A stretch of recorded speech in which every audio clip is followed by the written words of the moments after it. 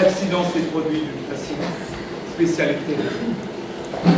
Ta petite femme a joué une comédie, ou plutôt un drame effrayant. Elle a risqué le tout pour le tout. Était-elle sincère? Aimait-elle John? Sait-on jamais cela? La rue, sois la bienvenue dans mon cœur blessé. Ah, les escaliers de la butte sont durs aux misères. Les ailes des moulins protègent les amoureux. Ah, ma Mimi passe, ou plutôt mon rossignol. Reprenez donc la pose, mademoiselle, mon modèle.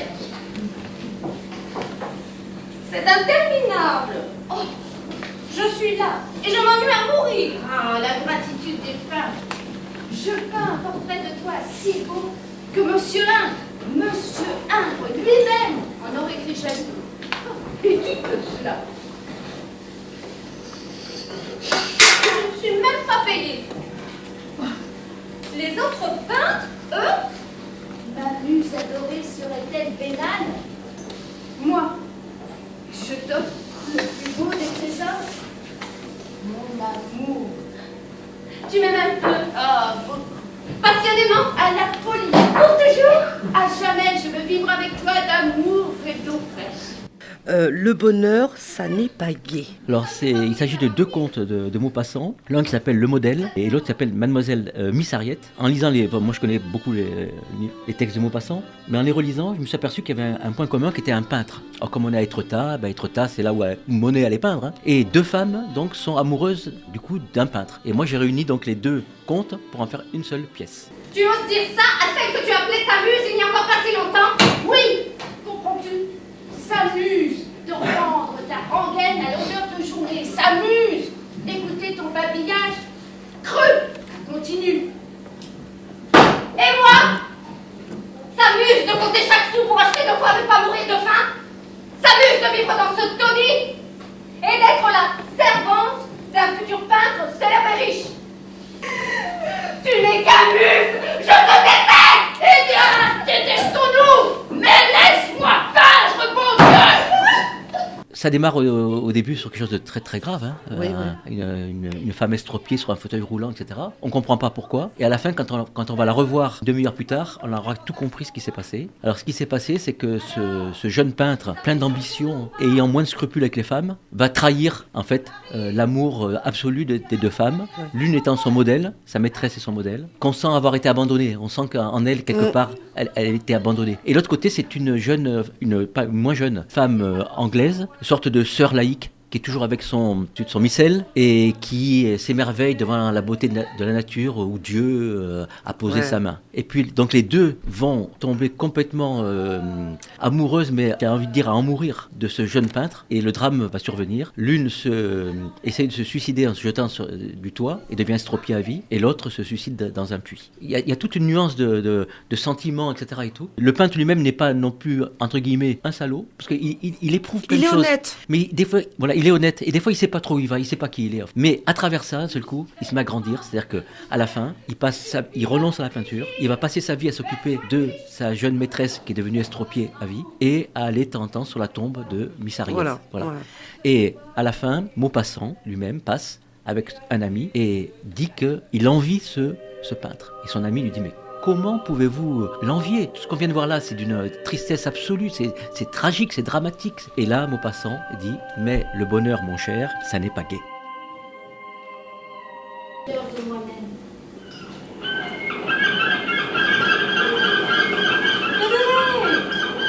Il nous sur le ciel.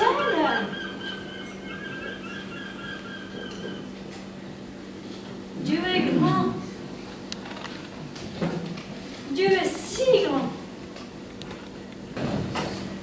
Regardez, ça y est, je l'ai. Oh, je l'ai. Qu'est-ce que vous avez donc? Enfin, mon paysage. Ouvrez les yeux.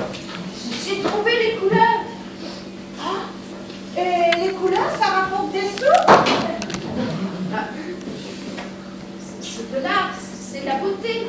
Ça ne sert à rien. Enfin, si, à peindre les émotions. C'est pas avec des émotions qu'on remplit son assiette. Ou que vous paierez ce que vous devez. La main d'un peintre, c'est comme la main de Dieu.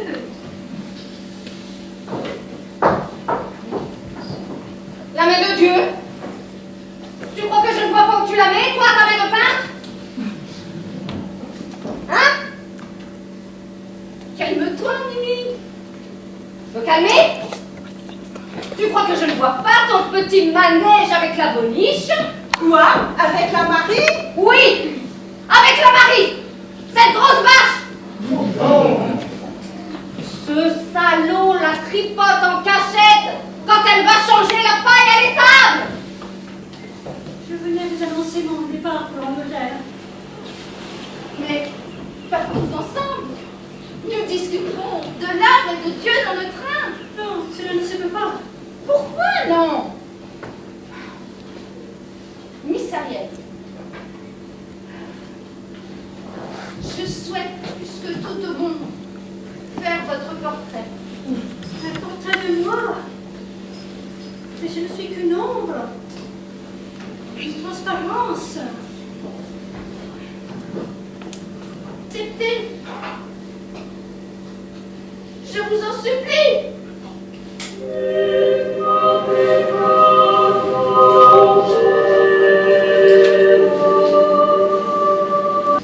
Voici votre argent! Je n'en veux pas! Qu'est-ce que vous voulez? Je ne veux pas être traitée comme une fille! Vous m'avez imploré! Vous m'avez prise! Je ne vous demandais rien! Gardez-moi! Non! Je veux que tu m'épouses!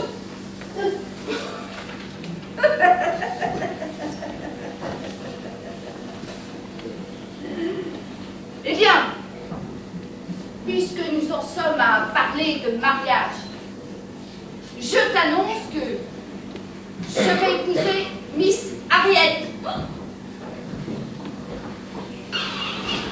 Vous comprenez mieux maintenant sans doute pourquoi John Summer a brûlé ses toiles. Il ne peindra plus. Cela vous paraîtra peut-être étrange, mais Mimi a voulu être tard au sanctuaire de ces journées interminables et vides d'avenir. Vous avez pu l'observer. John se consacre jour et nuit à elle, sauf une petite heure le soir, lorsque Mimi t'a suffi. Il se rend sur la tombe de Miss Ariel. Je l'envie. Quoi? Mais vous l'enviez? Oui.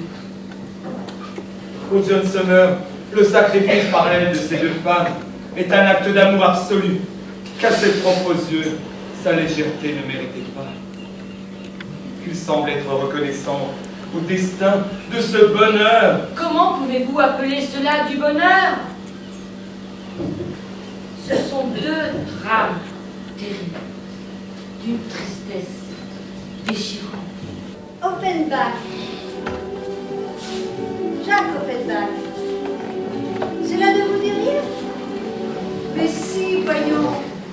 La barque à vol.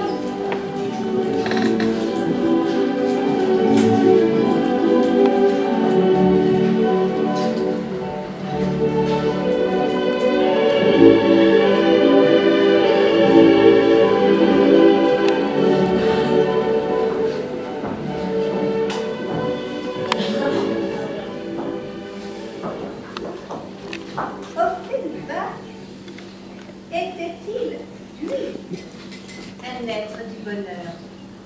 Qui peut le savoir? Mais ce qui est sûr, c'est qu'il fut la virtuose de la gaieté parisienne.